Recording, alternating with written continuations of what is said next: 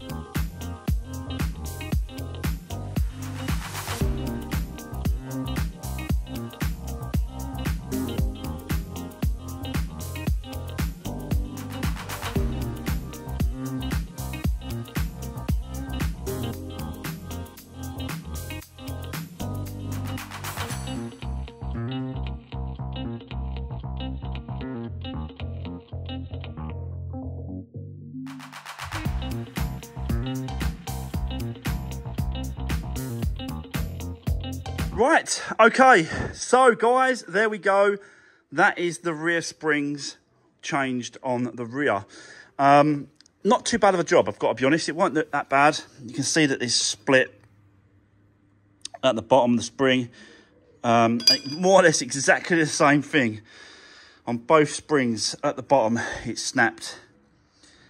So yeah, it had to be done. Otherwise, that is a foul on the MOT. So nice new springs on the back. Oh, let me just put that back in. Forgot about that. Let me just put that back in there. I always undo the wire, the cable, just in case. There's a little bit of, yeah, I don't want to stretch that too much. So I always sort of release that. Gives you a little bit more space to do that. Yeah, not too bad, guys. Just had to remove the shock at the bottom and remove that bolt there from that arm, both sides. And then I used this sort of the jack to move it up and down in position where I wanted it. And it's turned out all right. Yeah, not too bad. Right, let's now move on to the wheels. I want to get those cleaned, all inside and out the wheels. give them a nice new clean, so that we can start putting those back on. And yeah, that'll be the rear all done. So I've still got to clean this car as well yet. Might do that as well. Let's do one thing at a time. Okay, let's do that first.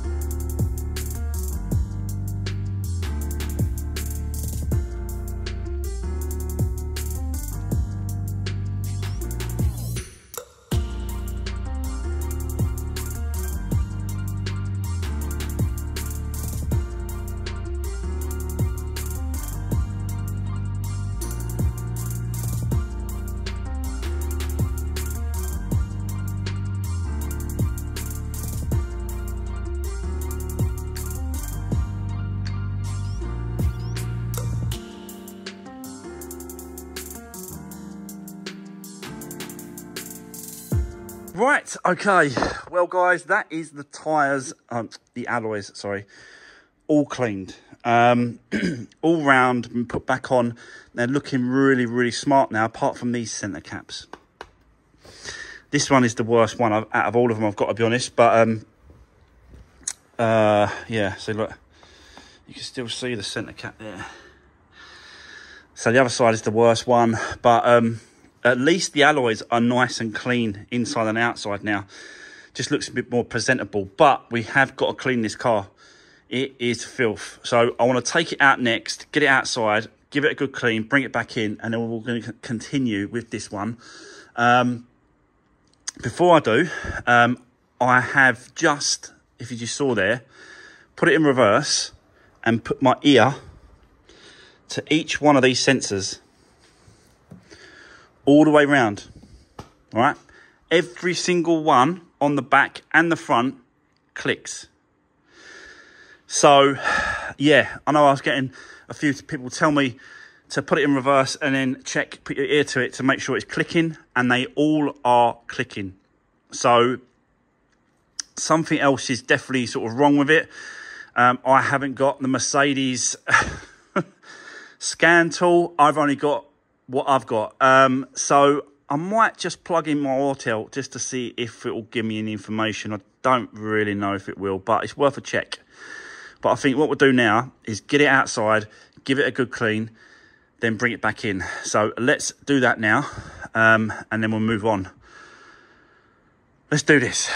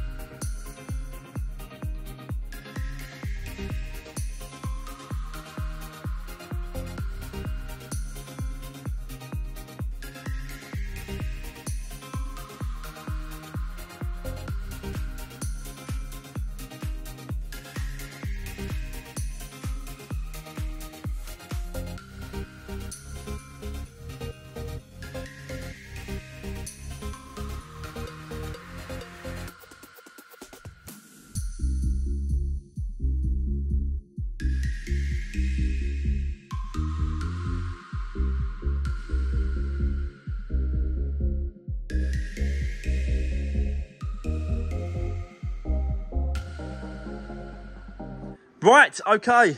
Well, I'm getting through this car. Really am getting through it now.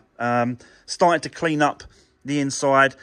Really want to go at the seats as well. Get the upholstery cleaner, the machine on the seats. But, you know, this has still got to go to a paint shop. And you know what it's like when you go to the paint shop. They get absolute filth. So I'm getting off the majority of it. But we've still got to do it when it comes back as well. Because I've not even touched this when it comes to hoovering it, cleaning it, or anything like that at all.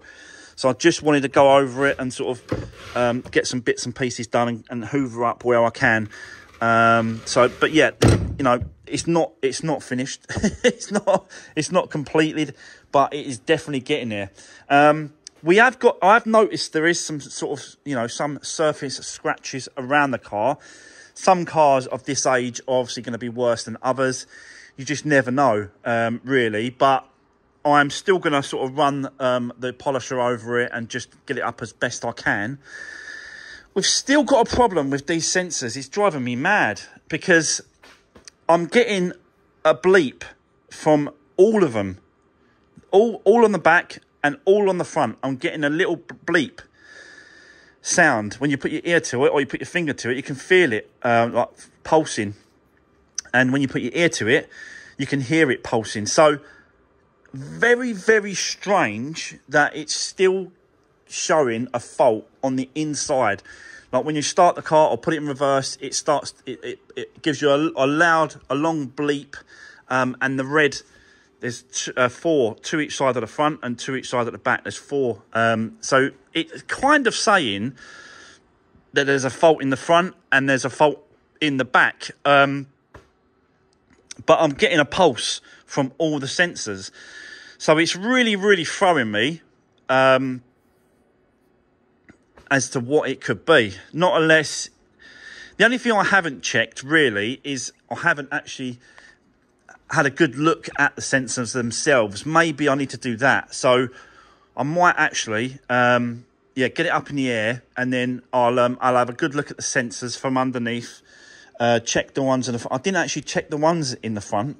Silly, really. Whilst the bumper was off, I should have, you know, unplugged the sensors, give it a little spray with some electrical contact cleaner, maybe that stuff there, and then plugged it back in. You know, really sort of serviced the plugs, but I didn't, did I? Bloody, yeah. It's just a silly thing, really. You just assume, because that side was the only sensor that broke, you assume that you're gonna change that one over, plug it all back together, and there's gonna be no issues. But that's clearly not the case, and there's still an issue somewhere. But why am I getting bleeping and that bleeping sound? Why am I getting that? It's weird. To me, that's saying that there's power going to each sensor, because I'm hearing it. Yeah, yeah. I'll keep going. I will keep going and keep checking and keep looking. And, you know, we'll just go from there. So, but, you know, we are getting there with this car. We are getting there. It seems to be sort of, you know, I'm just going through the motion and going through all the bits and pieces that need to be done. And need to get sorted. We've still got to go to the paint shop as well, so we've got to get that done, MOT'd. So we've still got bits and pieces, but at least it's getting cleaner. You know, that's the main thing, really. It's looking cleaner. It's getting cleaner. All the carpets seem to be a lot cleaner, and I've got to do the seats still, haven't I?